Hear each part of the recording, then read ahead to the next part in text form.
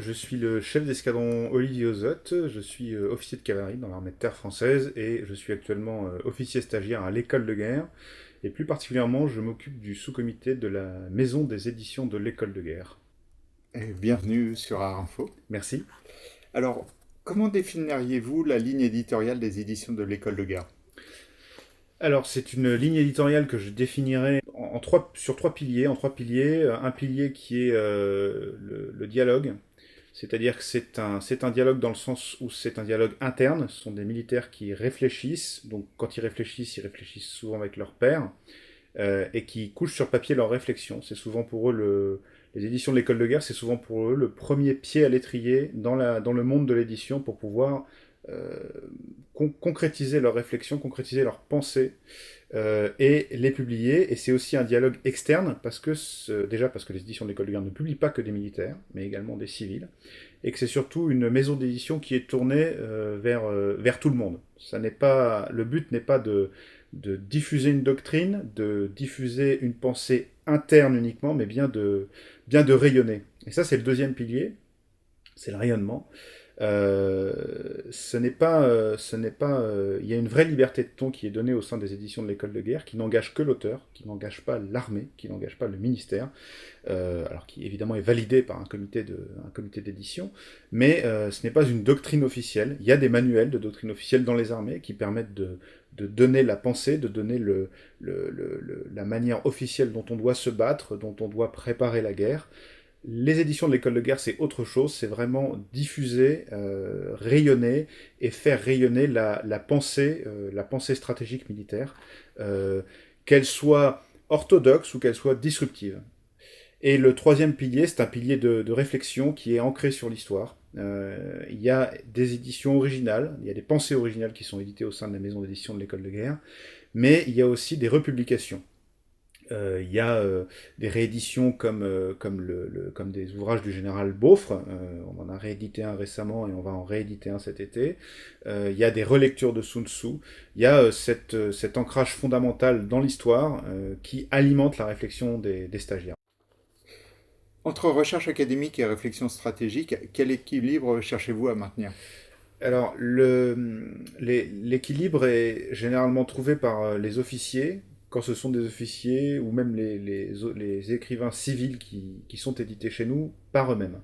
C'est-à-dire que souvent, c'est leur recherche académique, durant leur année de scolarité à l'école de guerre, la majorité du temps, qui leur a mis le pied à l'étrier pour un sujet qu'ils vont souvent méditer, sédimenter dans le reste de leur carrière et qui finalement va devenir l'origine, la première graine d'une réflexion stratégique qui sera publiée chez nous. On ne publie pas à proprement parler de mémoires ou de doctorats qui peuvent être soutenus, conduits par les officiers de l'école de guerre, pas en l'état. C'est en règle générale quelque chose qui est sédimenté et qui est un peu plus mature. Vos ouvrages s'adressent à un public exigeant tout en restant lisible. Comment rendez-vous la pensée stratégique accessible sans en affaiblir la précision? On parle plutôt d'une volonté aux éditions de l'école de guerre que tout à chacun ait la possibilité de s'informer, d'ingérer, de comprendre, voire de critiquer les réflexions qui sont les réflexions stratégiques des auteurs, par ailleurs que ces auteurs soient brevetés de l'école de guerre ou non. Dans quelle mesure vos publications contribuent-elles à faire dialoguer le monde militaire et la société civile? Faire dialoguer le monde militaire et la société civile, ça se fait de deux manières. Il y a encore une fois la problématique, le fait d'avoir une forme de pédagogie, c'est-à-dire d'avoir des problématiques de défense qui deviennent accessibles au plus grand nombre.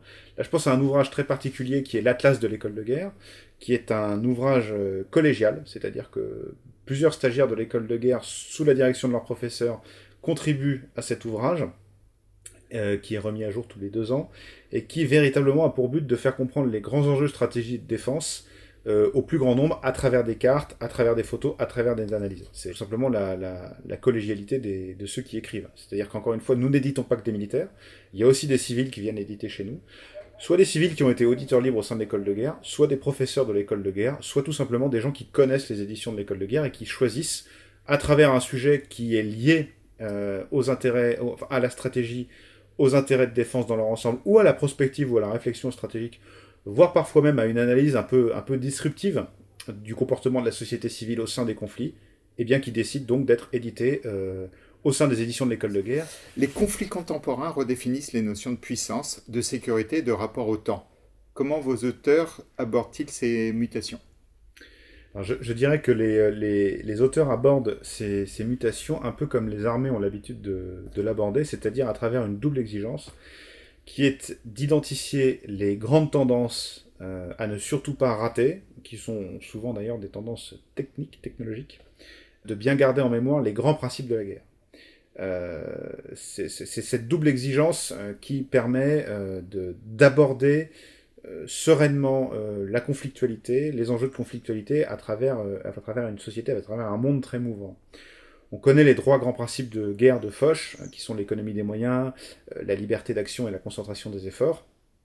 Il y a cette espèce d'invariant général qui est décliné à travers des principes plus opératoires dans les réflexions stratégiques, et en même temps, rester accroché à ces principes, ne jamais les oublier, ne nous empêche pas de veiller aux grandes tendances techniques, aux grandes tendances opératives, stratégiques, afin de ne pas passer à côté. Il faut se rappeler que dans l'histoire militaire, on peut être très bon dans un domaine et oublier les invariants de la guerre. Les conflits de 1870 et 1940 en sont de très bons exemples. On peut avoir saisi des virages technologiques majeurs. On peut penser aux chars en 1940, que la France a compris que c'était un objet qu'elle ne devait pas rater. Elle a de très bons chars en 1940, mais on peut ne pas avoir pensé l'ensemble de l'art de la planification de la conduite de la guerre autour de cet objet. Donc on peut véritablement, et dans une certaine mesure, c'est ce qui s'est passé en 1940, on est passé à côté de certains grands principes de la guerre, et ce qui a donné la défaite de 1940 au cours de la bataille de France. Donc il y a cette double exigence, vraiment, ne pas rater le grand saut technologique qui peut constituer ce qu'on appelle souvent un game changer, et en même temps, cette grande nouveauté technologique ne nous fasse pas oublier les grands principes de la guerre, et que nous gardions en tête ces grands principes pour savoir les adapter à la planification et à la conduite de la guerre. Cette double exigence, on la retrouve vraiment dans les publications des éditions de l'école de guerre. J'ai quelques exemples en tête. Donc il y a l'étude du passé qui est indispensable. On a des auteurs aux éditions de l'école de guerre qui ont publié sur la volonté de relire Sun Tzu. On a je le disais précédemment, des rééditions des ouvrages du général Beaufre. On a un ouvrage qui est sorti cette année qui est Mandchourie, qui est la traduction d'un retour d'expérience des armées soviétiques en 1945. Donc on a vraiment cette étude fondamentale du passé pour comprendre les invariants, les grands enjeux, les grandes tendances, que ce soit les tendances de la France, mais aussi les tendances de ses éventuels compétiteurs. Et puis on a en même temps des ouvrages prospectifs.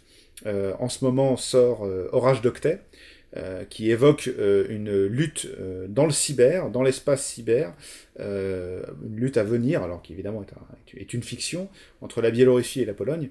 Donc on a vraiment cette double exigence, comprendre le passé, continuer à l'analyser, continuer à le lire, donc continuer à le publier, et puis faire de la prospective, comprendre les grandes tendances techniques et ne pas passer à côté.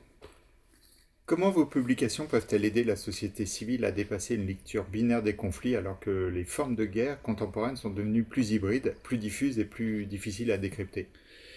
Alors je dirais qu'il y a trois manières pour nos publications effectivement d'appuyer la société civile dans ce dépassement de cette lecture binaire des conflits. Il y a d'abord la pédagogie.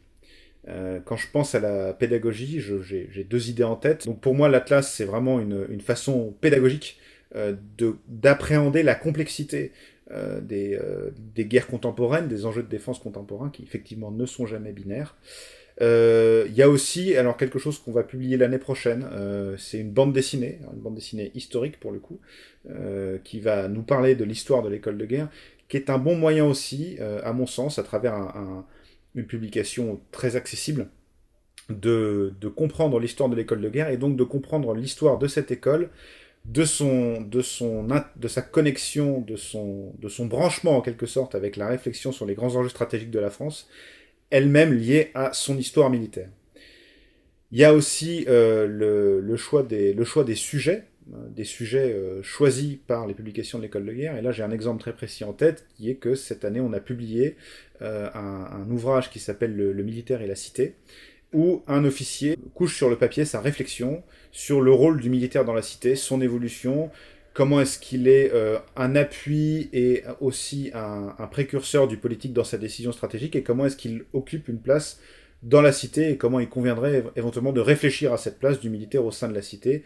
On parle beaucoup de force morale, on a cette phrase du chef d'état-major de l'armée de terre qui dit régulièrement que les armées gagnent des batailles, mais que ce sont les nations qui gagnent les guerres. Et bien dans ce lien entre l'armée et la nation, eh ben, il y a quelle place a le militaire au sein de la cité. Et puis la troisième façon, c'est tout simplement la diffusion de la pensée militaire. Les éditions de l'école de guerre sont là pour faire infuser la pensée militaire au sein de la cité. Je dis qu'il y a quelques années, le ministère de la Défense a été renommé ministère des Armées. C'est pour moi un très bon exemple. Quelque part, ça appuie un petit peu le message des éditions de l'école de guerre. C'est que si on s'appelle ministère des Armées et non pas ministère de la Défense, c'est bien que la Défense est une affaire éminemment nationale, éminemment interministérielle. Elle n'est pas que l'affaire des armées. Et comme elle est l'affaire de tous, eh ben, je pense que les éditions de l'école de guerre contribuent par la diffusion de la pensée de défense, de la pensée stratégique, à faire de la défense l'affaire de tous. Pouvez-vous nous présenter brièvement l'école de guerre? Tire ses fondations, enfin qui tire son origine d'une défaite, la défaite de 1870, où on s'est rendu compte que on pouvait avoir une armée moderne, motivée, avec de brillants soldats, de brillants officiers, mais il nous manquait des capacités de planification de haut niveau, il nous manquait des processus d'état-major. Et c'est quelque chose que les Allemands avaient d'ailleurs appréhendé, parce que eux, c'est après aussi une défaite, celle de Jena et d'Auerstadt en 1806, qu'ils ont eu l'idée de créer une école de guerre pour planifier correctement leur processus d'état-major, parce qu'ils s'étaient rendus compte de leur faiblesse face aux armées napoléoniennes. Et ben, c'est un peu la même chose qui se passe avec nous en 1870. On se rend compte qu'on a cette faiblesse dans les processus d'état-major, dans le commandement des grandes unités, face à l'ennemi prussien. Et donc, en retour d'expérience de cette défaite, on crée d'abord ce qui s'appellera le cours supérieur d'état-major, qui deviendra après l'école de guerre, qui a fêté ses 150 ans cette année, et qui donc a pour vocation de prendre les officiers à l'issue d'un concours et à la fois leur donner la capacité à planifier de grandes opérations, à comprendre la rotule entre le politique et le militaire, et à comprendre les grands enjeux de défense nationaux, internationaux, contemporains, de façon à y être préparés dans les décisions qu'ils prendront, que ce soit des décisions purement militaires au sens opératoire du terme, ou les grandes décisions des grandes tendances de finances, de décisions capacitaires qui devront guider les armées dans les choix qu'elles feront dans l'avenir.